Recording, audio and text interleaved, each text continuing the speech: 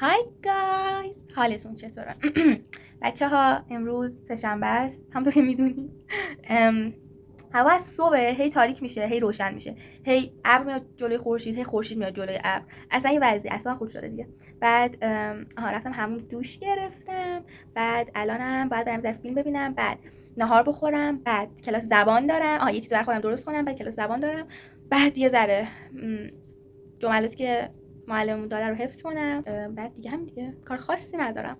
بعد کلاس زبان دارم و بعد حالا ببینیم شب چی میشه.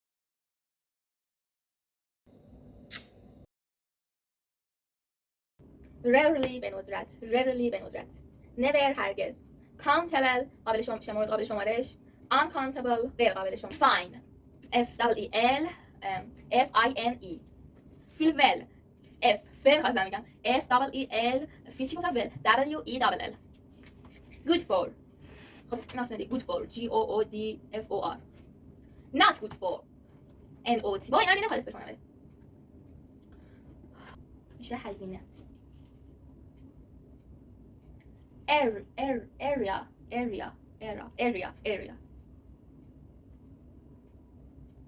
شه مکان. خب بذار اینجوری کنم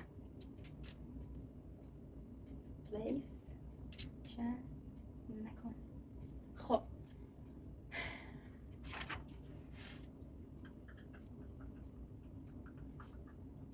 اینجا هم که دیگه چیزی نبود دیگه. I feel good because yesterday we had basketball match and we won. I read book. I recorded a vlog to post on my YouTube channel. تموم شد. شام دارم. خب حالا باید ببینم که باید چیکار کنم. یعنی اگه وقت کنم که احتمالاً به احتمال خیلی خیلی خیلی خیلی زیاد وقت نمیکنم. خواستم اونو تمیز کنم. که وقت نمیکنم متاسفانه. فردا تعطیل، فردا تمیزش میکنم.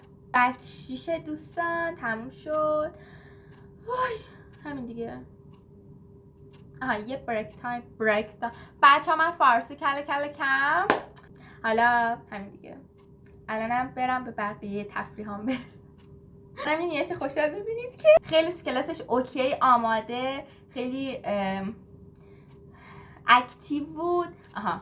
خیلی یادم نمیاد چی بگم. خیلی اکتیو بود. آره دیگه. بیایید اینو تست کنیم، یه تست بریم. وای من اینجوری که اینجوری سفید داره خیلی دوست دارم. ببین اینجوری سفیده.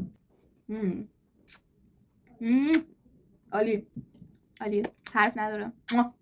من همینجا ولاگو تموم میکنم. زودی میبینمتون. شبتون بخیر.